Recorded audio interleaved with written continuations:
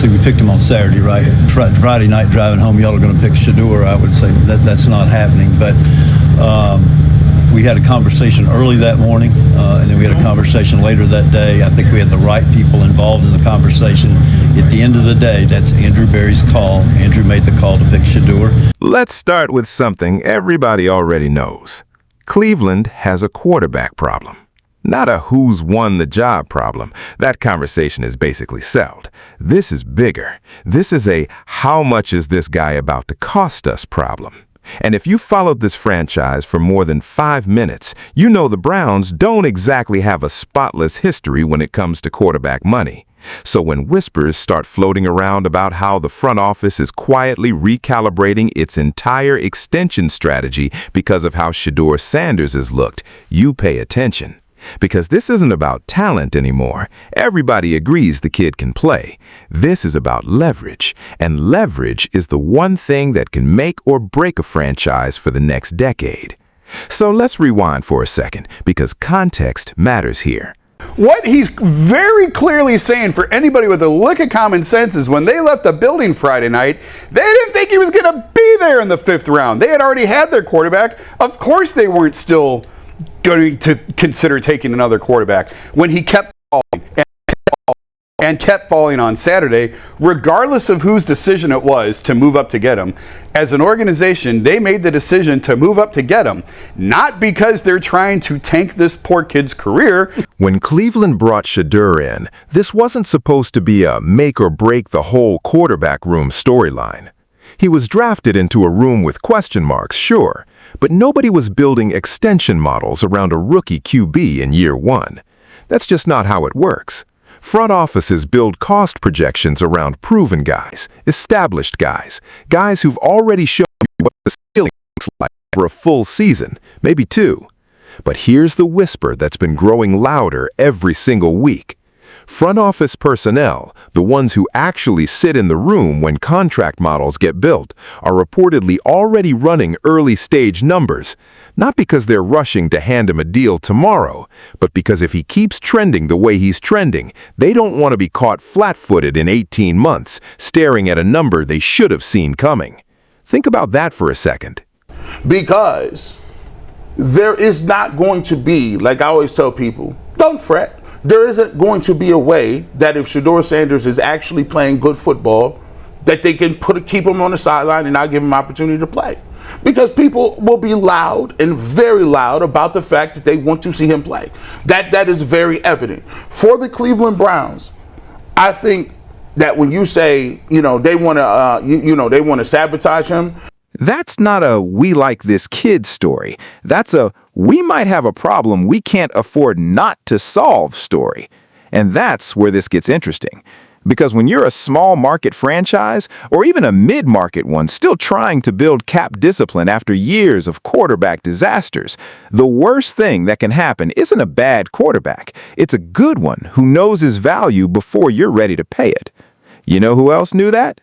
Every front office that's ever gotten burned holding on to a guy too long, watching his price tag climb every single year he kept balling out. That's the nightmare scenario. Not is he good enough, it's can we afford him before someone else convinces him he's worth more elsewhere. So let's talk about what's actually been happening on the field, because this is where the story stops being speculation and starts being backed up by tape. So in that case, no, the Cleveland Browns and Kevin Stefanski and Andrew Berry, the best thing in the world for them to do is want to see Shedeur Sanders ball out. The best thing, and by the way, if he does play well, they're going to be able to take a great victory lap and be able to like sign their deal away for life. Like, come on, like the first thing they're going to say is, look, we took him in the 5th round. Nobody else took him in the 5th round. Picture the pocket presence. Picture the anticipation throws, the ones where the receiver hasn't even broken yet and the ball's already in the air, already about to be exactly where it needs to be. That's not something you coach into a guy in one offseason. That's built in. That's the kind of thing that makes personnel departments nervous because it means the ceiling isn't theoretical anymore. It's showing up in real reps against real NFL speed. And every rep like that is basically Cleveland's front office watching their own negotiating leverage evaporate in real time. Here's the layer most fans don't think about. Extensions aren't just about performance, they're about timing. Teams love extending a guy right before he blows up. That's when you get the discount. The moment the blow-up happens on national television, in prime time, in a signature win everybody's talking about Monday morning, that window closes fast. So if Shedeur's trending the way people close to the building are suggesting, Cleveland might already be past the ideal negotiating window and doesn't even fully realize it yet. That's the tension driving this whole story. What you're saying is the backlash from that. If people just said this, right? And there's a lot of people that are unwilling to say this. Hey, look, man, you know what? I wasn't that high on Shedeur. I thought it was more hype, but I'll give him credit. After, the ticket thing, he's been really great in the media. He's been saying all the right things. I think he's picking the offense up. Right now, I don't know if he's going to start, but I'm willing to see more of him. And look, he's getting some first team reps and we'll evaluate as we go. Like, hey, the Browns need a quarterback, so we'll see what he can do. Never just about the player. It's about what else is happening around him. Front offices don't operate in a vacuum. Every dollar Cleveland commits to a quarterback extension is a dollar not going toward the offensive line, the secondary, the pass rush. So if the front office is quietly shifting its long-term cap models around Shedeur earlier than expected, that means somewhere else in the building, other position groups are getting told to wait, be patient, to understand the money might not be there the way it was projected 6 months ago. That's real tension inside a locker room. That's the kind of thing that either builds trust, we're building around our guy, or builds resentment. Why is he getting paid before proven vets? And Cleveland, of all franchises, knows exactly how quickly locker room tension turns into a media firestorm.